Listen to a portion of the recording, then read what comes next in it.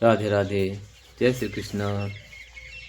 आज भगवत गीता अध्याय 2 श्लोक नंबर 48 का पाठ। योगस्थः कुरु कर्माणि संगम त्यक्त्वा धनंजय सिद्धि असिद्धयो समो भूत्वा समत्वं योग उच्यते।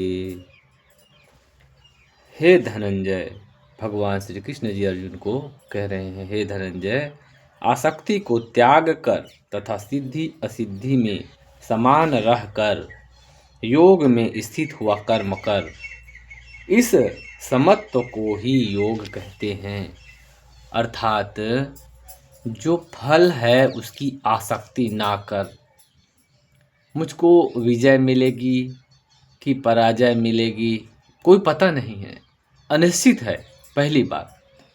दूसरा, मुझको फल मिलेगा इस आसक्ति के साथ भी कर्म करना नहीं, उचित नहीं है। ये योग उसी को कहते हैं जो सुख दुख लाभ हानि विजय पराजय इसमें समत्वता रहते हैं। और समत्व स्थिति वही रह सकते हैं जिसके नज़र में जगत है नहीं या स्वप्नवत है, भ्रम से भासता हुआ जगत है, जिसकी वास्तविक सत्ता आत्मा ब्रह्म परमात्मा के सिवा कुछ नहीं है।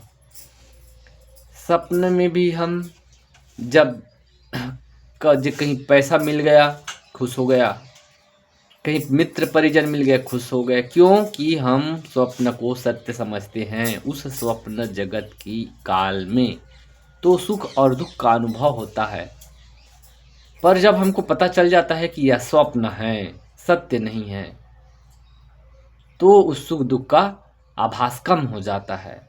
वैसे ही कह रहे हैं, समत्व को ही योग कहते हैं। योग स्थित पुरुष उस ब्रह्म ज्ञानी जो अपने आत्मा और परमात्मा का जिसको वास्तविक ज्ञान हो गया है, उसी को ही आप सच में योगस्थ योगी कह सकते हैं।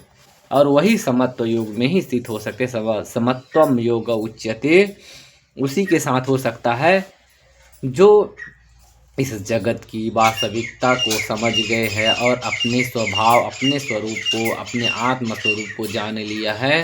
तो ब्रह्म ज्ञान में स्थित हुए महापुरुष ही समत्व योगम उच्यते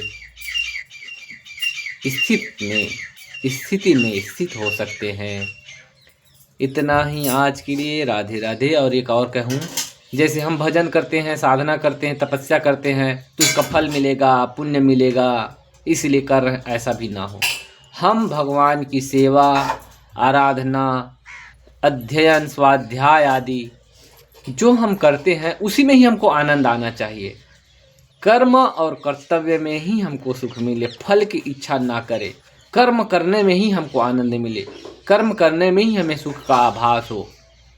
कर्म को ही फल मिल गया ऐसे आनंद से, उत्साह से, प्रेम से करें, क्योंकि ये जगत सत्य नहीं है, भ्रम का है। वास्तविक अपने स्वरूप में हम कोई कर्ता नहीं है, कोई भोक्ता नहीं है, सबका साक्षी मात्र है। ये शरीर मिला है भ्रम से, तो इस शरीर जगत का है। जगत के नियम के हिसाब से शरीर को चलने दो। जो शरीर का जो कर्तव्य है उसको प्रेम भाव से करो और साक्षी भाव से सबका दृष्टा बनो, भोक्ता नहीं। पुण्य और पाप का जब पुण्य का लालच होगा, अहंकार होगा कि पुण्य कर्म मेरा है, तो पाप कर्म ना चाहते हुए आपके सर में आकर बैठेगा। जब आपको पाप पुण्य का फल चाहिए तो पाप का फल, जब गलती अपराध बनेगा तो फल आपको लगेगा ही। और अगर पुण्य का लालच को त्याग करके कर्तव्य कर्म में लगे रहोगे तो जब आपको पुण्य नहीं चाहिए तो पाप भी नहीं लगेगा। और आप पुण्य, जैसे कि पाप आपको नरक में ले जाने तक आपका पीछा नहीं छोड़ेगा और पुण्य आपको स्वर्ग में ले जाने तक आपका पीछा नहीं छोड़ेगा। और पाप और पुण्य की आसक्ति से ऊपर उठ करके जब गुरुओं के और गीता के ज्ञान को हृदय में धारण करके जब कर्म करेंगे तो ना आपको स्वर्ग जाना है, ना आपको नरक जाना है। स्वर्ग और नरक सब को सत्ता देने वाले परमात्मा हैं, जिसमें अनंत कोटि सृष्टि, अनंत कोटि जिसमें स्वर्ग और नरक की कल्पना होती है, ऐसे परब्रह्म परमात्मा में एकता को प्राप्त हो जाएंगे, आप ब्रह्म स्वरूपता में जागृत हो जाएंगे। बस यही इस श्लोक का अर्थ मैं समझ पा रहा हूँ। अपने हिसाब से थोड़ी सी समझाने का मैंने प्रयास किया है। अगर कुछ गलत हो तो अपने हिसाब से आप उसको सुधार लीजिएगा और हमको बालक समझ के क्षमा करिएगा।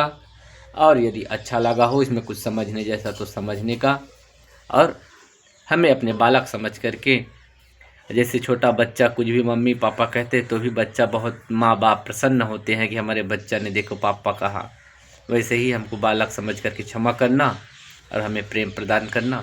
इतना ही निवेदन के साथ राधे राधे।